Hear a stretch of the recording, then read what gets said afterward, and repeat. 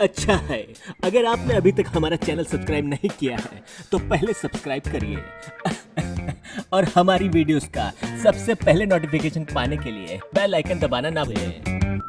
चालाक जमींदार। सराही गांव के किसान राम समुज बड़े ही ईमानदार और मेहनती किसान थे। उनके फसल की बाजार में इतनी बड़ी मांग थी कि व्यापारी फसल काटने से पहले ही उनसे सौदा करने आ जाते। मगर राम समुज कभी भी अपनी फसल एडवांस में नहीं बेचते थे। इस साल भी जब वे फसल डालने का प्लान कर रहे थे कि तभी गांव का जमींदार वहां आकर धमकाता है। राम समुज, हम आपसे एक सौदा करने आए हैं। इस खेत में जितनी फसल होगी सब हमारी। अभी से सौदा तय। कहो तो बयाना दे दूं? किंतु फसल की क्वालिटी देखे बगैर। अरे पिछले साल की क्वालिटी के हिसाब से दाम दे दूंगा। जी नहीं जमींदार साहब, इस साल मेरे फसल की क्वालिटी सबसे हटकर होगी और बाजार में उसके 4 गुने दाम लूंगा मैं। 4 गुना मैं ले लूंगा, बाकी मेहनत मैं कर लूंगा। तुम अभी से सौदा पक्का समझो। जी नहीं जमींदार साहब, सौदा तो फसल कटने के बाद, क्वालिटी बाजार में तय होने के बाद ही होगा। देखो राम समुज, लोग तुम्हारी फसल देखने के बाद सौदा करते हैं। मैं बीज डालने से पहले ही सौदा कर रहा हूँ, फिर भी मना कर रहे हो। तुम जानते हो ना, मुझे इनकार सुनना पसंद नहीं। मैंने तो आपको इनकार सुनने नहीं बुलाया, आप खुद आए। आप जा सकते हैं। सौदा तो फसल कटकर बाजार में पहुंचने के बाद ही होगा। चल। बहुत घमंड है इसे अपनी फसल पर। ए गुर्गे। जी जमींदार साहब। सुन, इसके दोनों बैल, इसके दोनों हाथ है ना, उन्हें काट दो। ना रहेंगे बैल, ना उगेगी फसल। हैं? रात को राम समुज थैले में कुछ सामान उठाए अपने घर पहुंचता है। उन्हें देखते ही पत्नी कहती है, मैंने जो जो सामान कहा था ले आए? हाँ, ये लो। और जल्दी से खाना लगा दो, कल सवेरे जल्दी ही खेत पर जाना है। जल्दी नहीं, कल श्राद्ध है। बिना पितरों को खिलाए आप कहीं नहीं जाओगे। अरे पर जरूरी काम है। पितरों से बढ़कर भी कोई काम होता है, और पितरों का आशीर्वाद रहा तो सारे काम सफल हो जाते हैं। तुम भी ना बहुत जिद करती हो। ठीक है, कल पितरों को खिलाने के बाद जाऊंगा बस। जोरू का गुलाम पत्नी की बात मानता है, जमींदार की नहीं। सिर्फ अपने पितरों का ही नहीं, कल सवेरे अपने दोनों बैलों का भी श्राद्ध करना तू।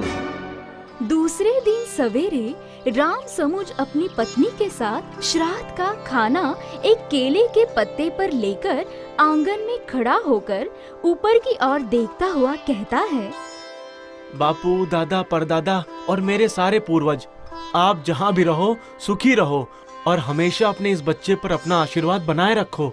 अजी देखिए, देखिए हमारे बैलों को क्या हो गया है। क्या हो गया? पता नहीं, दोनों उठ ही नहीं रहे हैं। लगता है क्या? मेरे सोमू, मेरे मंगलू। अरे ये क्या हो गया मेरे सोमू, मंगलू, सोमू, मंगलू। अरे क्या हुआ राम समुज? हैं? क्या हुआ? जमींदार साहब, मेरे बैल। ओहो, गुर्गा, देखो क्या हो गया इन्हें। लगता है इन्होंने जहर खा लिया है। जहर? भाई राम समुझ, कुछ सड़ा गला बासी वासी खिला दिया क्या? हैं? नहीं जमींदार साहब, मेरे सोमू, मंगलू। अब चुप हो जाओ राम समुझ, रोने से क्या फायदा। ले जाकर गाड़ दो भाई, खेतों के उस पार की बंजर जमीन में। और राम समुज अपने दोनों बैलों को गांव के बाहर की बंजर जमीन में गाड़ आता है। उसका पूरा दिन खराब हो जाता है। रात को भी उसे नींद नहीं आती है। ऐसा कैसे हो गया तारा? तुम तो कह रही थी पितरों की पूजा करने से सब काम सफल हो जाते हैं। शांत हो जाइए, जो होना था हो गया। ऐसे कहने से हमारे पितरों की आत्मा को तकलीफ होगी। अब भी तुम यही कह रही हो? हमारे पितृ हमारे लिए कुछ तो करते हैं।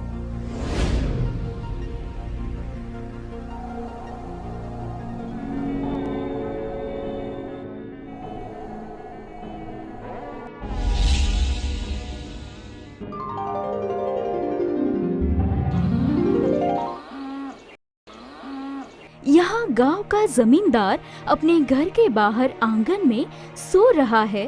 तभी राम समूज के दोनों बैल वहाँ पहुँचते हैं। पैरों की खर खर की आवाज सुनकर जमींदार की नींद खुलती है। गुर्गा, हे गुर्गा,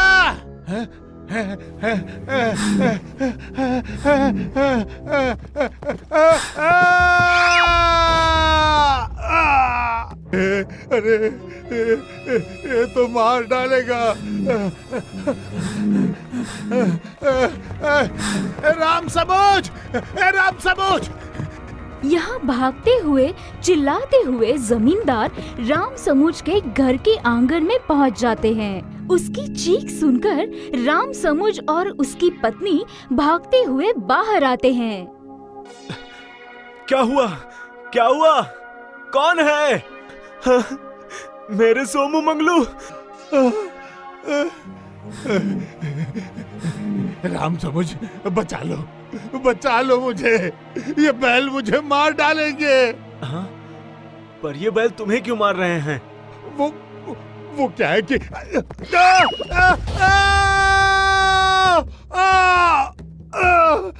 अजी, ये सब क्या हो रहा है? ये तो हमारे सोमू मंगल हैं। पर ये हमारे जमींदार साहब को क्यों मार रहे हैं? बता मेरे मालिक को, मैं तुझे क्यों मार रहा हूँ। बताता हूँ सोमू मंगलू। राम समूज, मुझे माफ कर दो। तुमने मेरे सौदे से इनकार कर दिया था, इसीलिए गुस्से में मैंने ही सोमू और मंगलू की जान ली।